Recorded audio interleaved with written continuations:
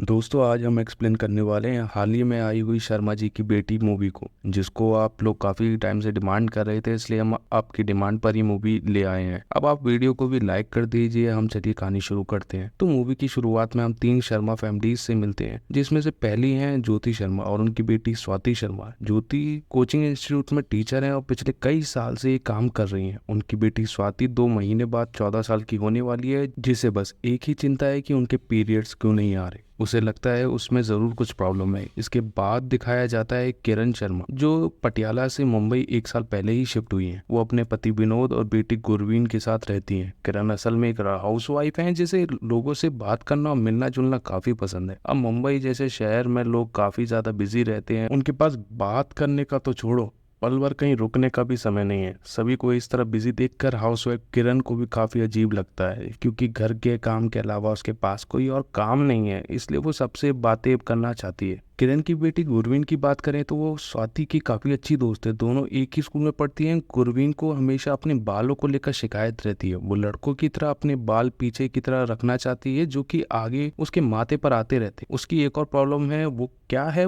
इसके बारे में हमें आगे पता चलेगा। अब तीसरी शर्मा जी की बेटी है तन्वी शर्मा, जो वडोदरा से मुंबई आई है एक क्रिकेटर बनने के लिए। तन्वी का एक ही सपना है कि वो एक दिन टीम इंडिया की टीम के लिए खेले, जिसके लिए वो जी जान से मेहनत कर रही है। उसका एक बॉयफ्रेंड भी है, रोहन, जो कि बॉलीवुड में जाना चाहता है और इसके लिए वो भी अपने हिसाब से लगा हुआ है। हालांकि वो काफी पैसे वाला भी है। अगली सीन में हमें ज्योति के पति सुधीर को दिखाया जाता है, जो कि काम पर नाइट शिफ्ट में जाता है और दिन में घर के बाकी काम जैसे स्वाति को स्कूल छोड़ना ये सब करता रहता है। क्योंकि दिन में ज्योति भी अपने काम पर जाती है। सुधीर अपनी पत्नी के लिए ये सब इसलिए करता है क्योंकि उसके मन में उसके लिए काफी रिस्पेक्ट है। साथ ही ज्योति को भी ये सब बातें पता है। हालांकि ज्योति की बस एक खराब आदत है कि वो हर चीज भूल जाती है, जैसे स्वाति की फीस, पौधों में पानी डालना, मीट की सैलरी वगैरह ये सब। इसलिए वो अपने फोन में रिमाइंडर्स भी लगा कर रखती है, जो कि हमेशा बजते रहते हैं। फिलहाल स्वाति की बात करें तो जैसा कि मैंने आपको बताया था कि उसे बस इसी बात की फिक्र रहती है कि उसने अभी तक प्यूबर्टी हिट क्यों नहीं करी है। ये सारी बातें वो अपनी दोस्त गुरवीन से शेयर करती रहती है। वहीं गुरवीन, जिसके अंदर ना जाने क्या क्या चलता रहता है, उसे देखकर ऐसा लगता है कि वो अपने आप से खुश ही नहीं है।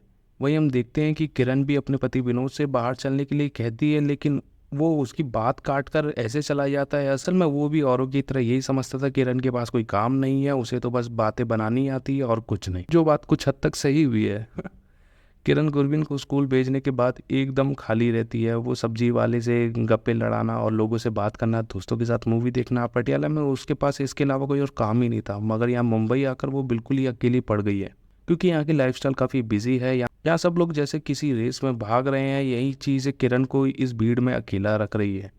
उस तरफ रोन भी लगा हुआ है कि उसे किसी तरह से ब्रेक जल्दी से जल्दी मिल जाए, और वो तन्वी से बहुत प्यार करता है। पर वो चाहता है कि तन्वी एकदम नॉर्मल लड़की बनकर रहे। उसे नहीं पसंद तन्वी के लंबे लंबे ट्रेनिंग सेशन, उसकी हैवी डाइट। वो चाहता है कि तन्वी बस एक नॉर्मल लड़की की तरह उसके साथ रहे। इधर स्कूल में स्वाति को भी एक प्ले में रोल के लिए चूज किया जाता है, जिसमें उसे फर्स्ट प्राइज भी मिलता है। पर वहां से उसे घर ले जाने के लिए स्वाति के पिता थोड़ा लेट आते हैं। वही स्वाति को लगता है कि उसके पिता तो काम कर रहे हैं, वो भी अच्छा खासा, फिर भी उसकी माँ को ये सब करने की क्या ज़रूरत है। यानी कि बच्चों को कोचिंग वगैरह देना। स्वाति को ऐसा लग रहा था कि जैसे उसकी माँ उस पर ध्यान नहीं दे रही है, जिस कारण उसकी लाइफ में प्रॉब्लम आ रही है। इस बात को लेकर वो अपनी माँ को सुनाती भी है, जिससे ज्योति को काफ़ी दुख होता है। उसे लगने लगता है कि वो जैसे नौकरी करके अपनी बेटी के साथ गलत कर रही है, लेकिन सुधीर उसे समझाता है कि नहीं, तुम कुछ गलत नहीं कर रही हो, ये जॉब तुम्हारे लिए क्या है ये बात वो जल्दी समझ जाएगी, अभी वो नादान है। हालांकि अगले दिन गुरवीन का बर्थडे था, तो किरण ने एक नियॉन थीम पार्टी रखी थी अपने घर में, वो भी खुद से ऑर्गेनाइज करी हुई, जिसमें ज्योति स्वाति को लेकर पहुंच जाती है।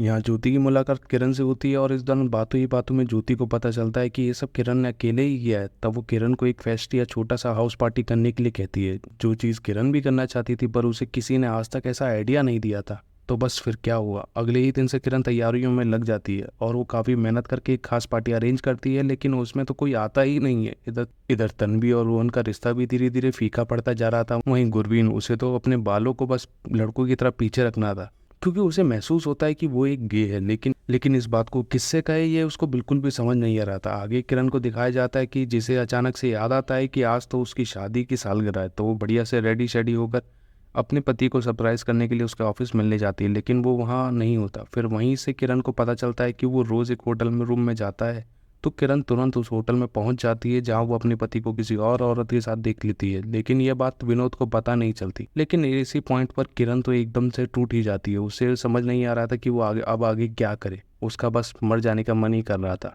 इसके बाद हम तन्वी को देखते हैं, जिसे रोहन बताता है कि उसे बॉलीवुड में पहला ब्रेक मिल गया है। ये बात सुनकर तन्वी बहुत खुश हो जाती है। साथ ही रोहन तन्वी को शादी के लिए प्रपोज भी कर देता है। अब तन्वी इतनी जल्दी ये सब नहीं चाहती थी, पर वो रोहन से बिना अपने दिल की बात कहे उसका प्रपोजल एक्सेप्ट कर लेती है। असल बात तो ये थी कि उसे अपने गोल्स और सपनों पर ध्यान देना था। उनके साथ वो कॉम्प्रोमाइज नहीं करना चाहती थी, लेकिन वो रोहन से कुछ कह नहीं पाई। फिर कुछ ही दिनों में तन्वी और रोहन की इसी बात को लेकर बहस हो जाती है। असल में रोहन का कहना था कि तन्वी क्रिकेट वगैरह छोड़ दे और आराम से उसके साथ सेटल हो जाए, पर तन्वी इसके लिए तैयार नहीं होती। फिर अगले दिन रोहन तन्वी को जब स्टेडियम से ले जाने आता है, तब वो पहली बार उसे खेलते हुए दिखता है। यहाँ उसे समझ तो आता है कि तन्वी का सपना उसके लिए कितना ज़्यादा इम्पॉर्टेंट है, और यही बात तन्वी भी उसे कहती है। इसके बाद ये दोनों खुद ही ब्रेकअप कर लेते हैं और तन्वी भी अपने इस फैसले से काफ़ी खुश हो जाती है और उसे ऐसा लगता है कि उसके दिल से काफ़ी बड़ा बोझ हट गया है। इसके बाद हम तन्वी को सीधा इंडियन वुमेन्स टीम के लिए खेलते हुए देखते हैं। यही यानी तन्वी ने अपना सपना पूरा कर लिया था। वहीं ज्योति की कोचिंग में उसे बेस्ट टीचर का अवार्ड दिया जाता है, जहाँ स्वाति और सुधीर भी मौजूद थे। स्वाति देखती है कि उसकी माँ ने कैसे इतने साल